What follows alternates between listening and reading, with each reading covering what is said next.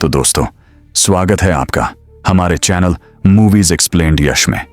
आज हम बात करने वाले हैं एक ऐसी हॉरर थ्रिलर फिल्म के बारे में जिसे देखते हुए आपको न सिर्फ डर लगेगा बल्कि आपका दिमाग भी घूम जाएगा। ये फिल्म है अंटिल डॉन, एक सर्वाइवल हॉरर जिसमें टाइम लूप, भयानक मर्डर और इंसान के वेंडिगो में बदल जाने जैसी घटनाएं होती हैं। तो चलिए बिना वक्त गंवाए शुरू करते हैं इस डरावनी और रोमांच से भरी कहानी को। फिल्म की शुरुआत होती है एक लड़की से जो अंधेरे जंगलों में किसी से भाग रही होती है। उसके चेहरे पर खौफ साफ दिखाई देता है। वो दौड़ते दौड़ते एक टनल में जाती है और वहां जमीन खोदकर निकलने की कोशिश करती है, लेकिन इससे पहले कि वो बाहर निकल पाए, मास्क पहना हुआ एक शख्स वहां आ जाता है। लड़की घबराकर कहती है, मैं फिर से समाप्त नहीं होना चाहती, और अगले ही पल उस पर हमला हो जाता है। यहीं से हमें समझ आता है कि इस कहानी में कुछ तो गड़बड़ है। कोई इंसान बार बार मरकर भी वापस लौट रहा है। इसके बाद हम मिलते हैं हमारी मुख्य किरदार क्लोवर से। क्लोवर अपनी बहन मेलेनी को खोज रही है जो अचानक गायब हो गई थी। इसके लिए वह अपने दोस्तों के साथ एक ट्रिप पर निकलती है। मैक्स, क्लोवर का एक्स बॉयफ्रेंड, जो अभी भी उसे वापस पाना चाहता है। नीना, थोड़ी बेफिक्र और कैजुअल टाइप की लड़की। एब, नीना का नया बॉयफ्रेंड जो ग्रुप में अभी अभी शामिल हुआ है। मेगन, थोड़ी अलग किस्म की, जिसे पॉजिटिव और नेगेटिव वाइब्स में यकीन है। ये सभी मिलकर मेलेनी की तलाश में ग्लोर वैली नाम की जगह की ओर निकलते हैं। क्लोवर को अपनी बहन से एक वीडियो मिला था जिसमें एक शॉप दिखाई देती है। ये शॉप थी हार्टली की दुकान, जहां उन्हें हिल नाम का शॉपकीपर मिलता है। हिल बताता है कि पास में एक पुराना माइनिंग टाउन है, ग्लोर वैली। वहां कई लोग गायब हो चुके हैं और शायद मेलेनी भी उसी जगह फंसी हो। यहीं से ग्रुप को पहला बड़ा सुराग मिलता है। ग्रुप कार से आगे बढ़ता है, लेकिन रास्ते में तूफान और भारी बारिश आने लगती है। वे रुककर एक विजिटर सेंटर में शरण लेते हैं, लेकिन सेंटर के अंदर सब कुछ अजीब लगता है। कैलेंडर पर तारीख थी 24 अक्टूबर 1998। एक ओवर ग्लास रखा था जो लगभग खाली हो चुका था। विजिटर रजिस्टर में कई मिसिंग लोगों के नाम थे और उनमें मेलेनी का नाम कई बार लिखा हुआ था। इसी दौरान क्लोवर को बाहर किसी की परछाई दिखती है। मैक्स उसे वापस खींचकर अंदर लाता है। जैसे ही सब बेसमेंट की ओर जाते हैं, अचानक मास्क पहना हुआ आदमी प्रकट होता है।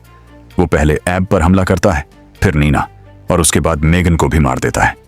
मैक्स उसे रोकने की कोशिश करता है, लेकिन वो भी मारा जाता है। क्लोवर भागकर जंगल में निकलती है। लगता है कि अब वही अकेली बची है, लेकिन तभी वो भी उस मास्क वाले इंसान का शिकार बन जाती है। और यहीं पर सबसे बड़ा ट्विस्ट आता है।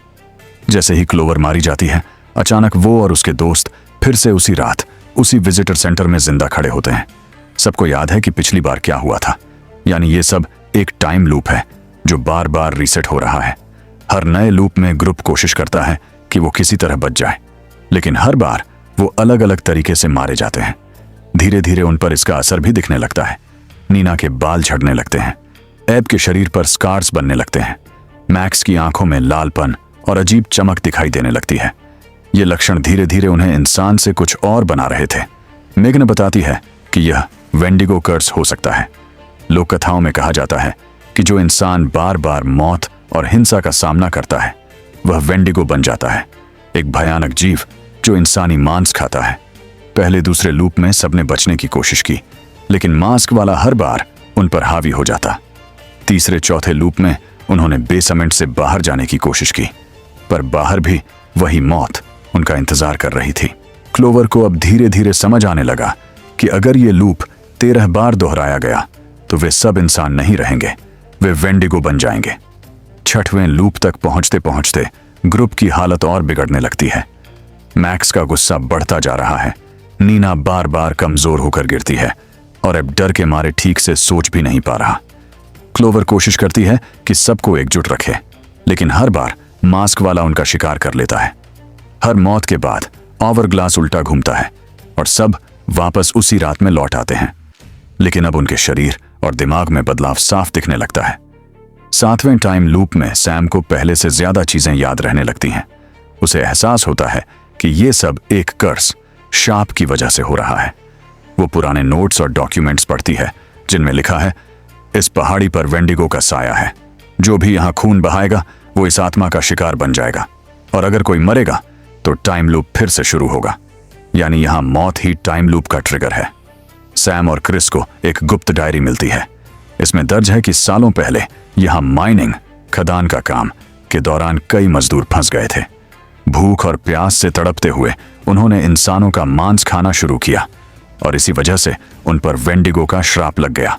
यानी वेंडिगो कभी इंसान ही थे, लेकिन अब वो दानव बन चुके हैं। अगले लूप्स में मौत का सिलसिला और भी डरावना हो जाता है। एक बार जेस का सिर वेंडिगो दीवार से पटक कर फोड़ देता है। कभी मैट को जंगल में घसीटकर नोच लिया जाता है। कभी एशले और क्रिस बेसमेंट में फंस जाते हैं और आग में जल जाते हैं। हर बार मौतें बेहद खौफनाक होती हैं, लेकिन जैसे ही सब मरते हैं घड़ी फिर से पीछे घूम जाती है। अब सैम को समझ आता है कि अगर सबको बार बार मरना ही है तो क्यों ना इसे रोकने का तरीका खोजा जाए। वो तय करती है कि इस बार वो सभी को एक ही जगह सुरक्षित रखेगी और खुद सुराग ढूंढेगी। 10वें टाइम लूप में सैम को वो चट्टान दिखती है जहां हन्ना और बेथ गिरी थी, लेकिन इस बार उसे वहां अजीब हड्डियां और पुराने कपड़े मिलते हैं। उसे एहसास होता है कि हन्ना की मौत साधारण नहीं थी। संभव है कि हन्ना ने खाई में गिरने के बाद इंसानी मांस खाया हो और वो भी वेंडिगो बन चुकी हो। यानी ये दानव कहीं और का नहीं बल्कि हन्ना ही है। अब ग्रुप के लोग 2 हिस्सों में बढ़ जाते हैं। कुछ लोग सैम की बात मानते हैं, कुछ सोचते हैं कि वो पागल हो गई है, लेकिन हर बार वेंडिगो हमला करता है और सबको मार डालता है। कभी किसी का सिर उड़ जाता है, कभी किसी को जिंदा चीर दिया जाता है। अब आता है सबसे खतरनाक लूप। सैम को पूरा यकीन हो जाता है कि अगर उसने इस बार सही फैसला नहीं किया तो ये चक्र कभी नहीं टूटेगा। वो सबको लॉज के बेसमेंट में ले जाती है। वहां उसे एक पुरानी गैस लाइट और डायनामाइट मिलती है। सैम समझ जाती है इस दानव को रोकने के लिए पूरा घर उड़ाना पड़ेगा। वेंडिगो यानी हन्ना लाउंज में घुस आती है। उसकी आंखें जल रही हैं और उसकी चीखें डर से कान फाड़ देती हैं। वो माइक पर हमला करती है, फिर जेस और एमिली को पकड़ने दौड़ती है। सैम सबको पीछे हटाती है और खुद वेंडिगो के सामने खड़ी हो जाती है। उस पल सैम कहती है, अगर ये चक्र खत्म करना है तो किसी एक को बलिदान देना ही होगा। वो गैस लाइट गिरा देती है और डायनामाइट फट जाता है। पूरा लाउंज आग के गोले में बदल जाता है। धुएं और आग के बीच सब बेहोश हो जाते हैं। लेकिन इस बार जब सैम जागती है तो पाती है कि वो अगली सुबह है। टाइम लूप टूट चुका है। पुलिस और रेस्क्यू टीम आ चुकी है, लेकिन हन्ना यानी वेंडिगो, उसकी लाश कहीं नहीं मिलती। फिल्म का आखिरी शॉट दिखाता है जंगल के बीच अंधेरे में वही परछाई हिल रही है। यानी क्या सच में श्राप खत्म हुआ या फिर वेंडिगो अब भी जिंदा है? तो दोस्तों, ये थी अंटिल डॉन की पूरी डरावनी कहानी। अगर आपको वीडियो पसंद आई हो तो इसे लाइक और शेयर जरूर करें और चैनल को सब्सक्राइब करके बेल आइकन दबाना मत भूलें। कमेंट में मुझे बताइए कि आपको इस फिल्म का कौन सा ट्विस्ट सबसे खतरनाक लगा। याद रखिए, हमारे चैनल पर आपको और भी हॉरर, मिस्ट्री और टाइम लूप वाली फिल्मों के एक्सप्लेनर्स मिलते रहेंगे, वो भी पूरी तरह हिंदी में। तो जुड़े रहिए हमारे साथ और डरावनी कहानियों का मजा लेते रहिए।